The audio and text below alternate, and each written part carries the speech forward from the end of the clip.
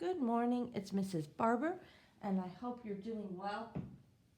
I have brought to you today, on day 43, a book called The Good Egg. This egg is perfectly lovely, and then it runs into a problem or two. And this egg has to solve its own problem, because that's what you have to do when you're growing up. Sometimes you get some help, of course you get some help. But really, sometimes you have to figure things out on your own. So this egg does. I want you to pay special attention to the illustrations because they are amazing. They're really good in this book. At least I think so. You could have a different opinion. Here are the end pages. And I was thinking about what you're doing this week. You're writing opinion pieces. And the big word that helps with opinion pieces is because saying I like pink, while that's an opinion, saying I like pink because it's the color of cotton candy, my bedroom curtains, and Mr. Piggle is a much better reason. You're giving something for the listener or the reader to understand about your reasoning. But your opinion pieces are going to be even more exciting this week because you did research. And when you have research from a newspaper article or from an encyclopedia, or in our case from stories and videos, and you learn from National Geographic all about giraffes and all about elephants, you can stand up for your reason better because you can cite the evidence. But I'm going to give some opinion statements about this end page. Oops, you know what that means? It means time for Miss Barber to wake up. But I'm already awake, 6 o'clock in the morning, making your video. I'm going to make some opinion statements about this page, simple ones, to show you how you and your family can make opinion statements together. I would like to eat this croissant because it is warm, buttery, and melty. I would like to eat these raspberries because they are sweet and sour at the same time and they are full of vitamin C. Raspberries are my favorite fruit. See, I did a 2-sentence opinion there. I would like to eat these waffles because each square can hold syrup. I love eating waffles for breakfast. You can do that with your family. You can pick something and tell why you like it, why you don't like it. Make some opinions today. The Good Egg, with no further ado, by Jory John and Pete Oswald, who wrote a book we read the other day, whose name I cannot remember. Sometimes I can't remember things. Isn't that silly? That's just how my old brain works. I have silly new ideas, and I forget old things. I gotta work on that. Okay, the story. Oh, hello. I was just rescuing this cat. Know why? Because I'm a good egg. A very good egg. It's true. I do all kinds of good things. I'll carry your groceries. I'll water your plants. I'll change your tires. I'll paint your house. If you need any help whatsoever, I'm your egg. So this egg feels very confident, which is a great thing to have. Confidence is great. But if you look at the pictures closely, in one of them, the egg is really helping. One. Right here. I don't see anything wrong with that picture. Some things are going on here that are maybe, if you can look at the other characters or just your own thinking, maybe he's not as helpful as he thinks he is.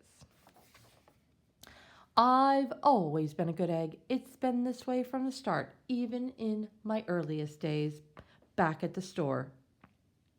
There were a dozen of us living together under one recycled roof. There was Meg and Peg and Greg and Clegg and Shell and Shelley and Sheldon and Shelby and Egbert and Frank and other Frank. The other 11 eggs weren't on their best behavior. They weren't exactly good. They ignored their bedtime. They only ate sugary cereal. They threw tantrums. They cried for no reason. They broke their stuff on purpose. Meanwhile, I tried to take charge. I tried to fix their bad behavior. I tried to keep the peace because I was a good egg. A very good egg. Nobody seemed to care, though. Every night I was exhausted. My head felt scrambled. Then one fateful morning, I noticed some cracks in my shell. Yikes! Kick me. They were everywhere. My doctor said it was from all the pressure I was putting on myself, the pressure of making sure everybody was as good as me. I like these pictures for the details. I was cracking up, literally.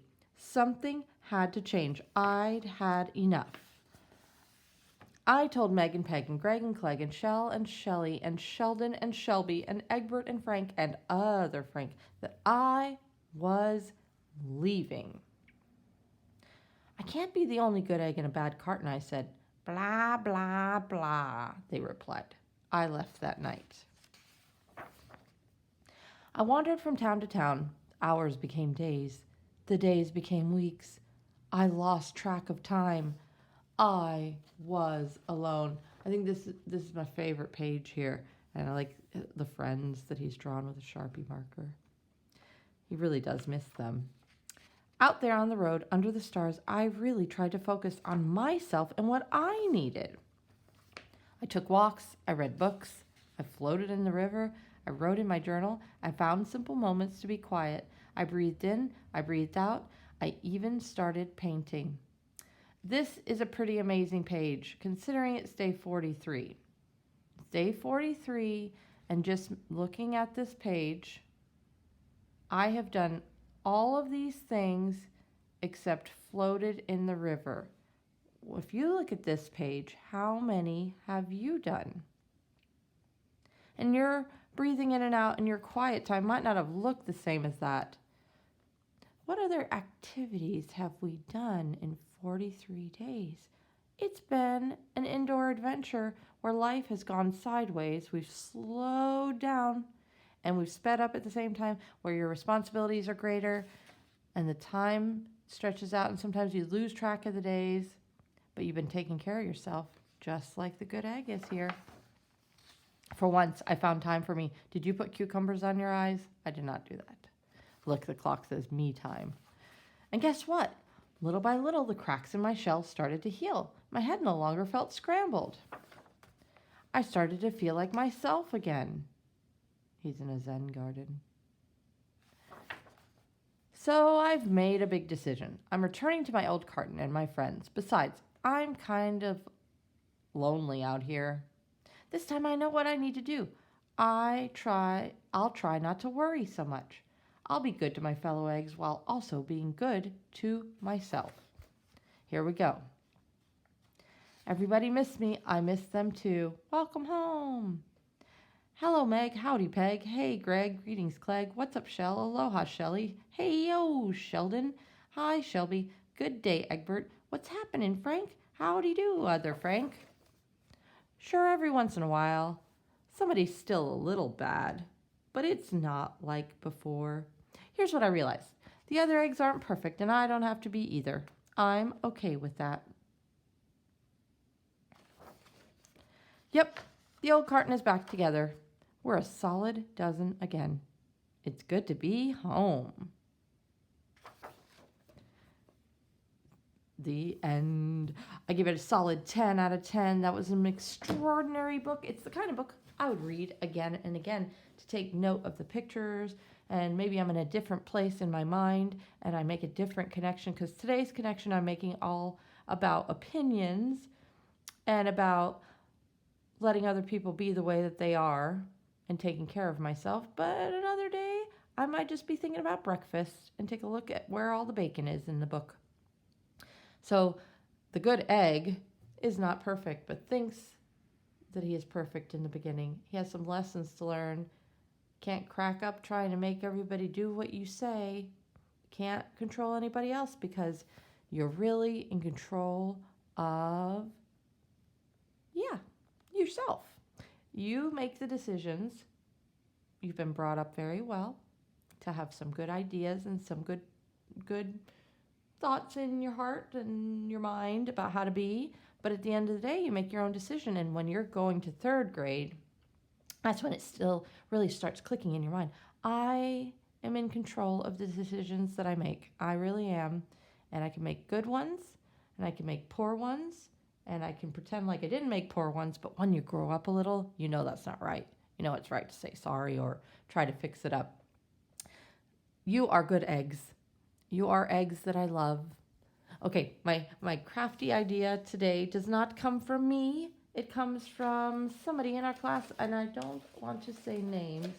So I'm going to show you what this girl made in our class. And then she made a cone out of paper and put a stapled leaf that she made and tied a ribbon.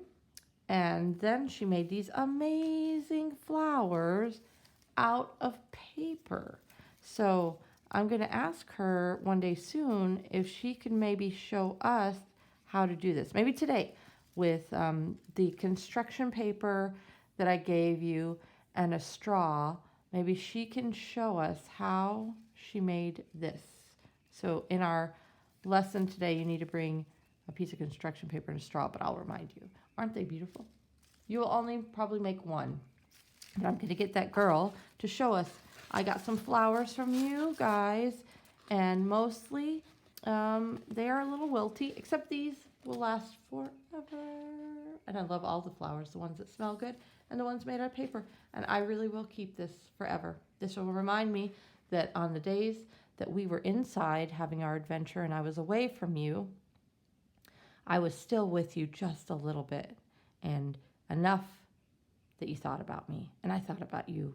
And I will still keep thinking about you. We still have some days left. Tomorrow is our party with parents, and we're going to do a game challenge.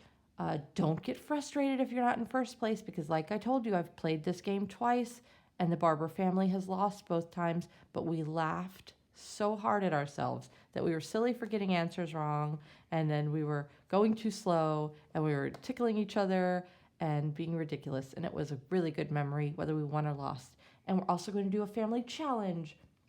Usually we do them in the class when we have like a party with parents and we build things. Well, we're going to do it, but a challenge at your home, and then your parents are going to tell me how they did in the challenge, and we'll see who the winners are for next week. Okay, I love you very much. I've talked a lot this morning. Have a good breakfast. Get your brain ready for learning. Bye-bye.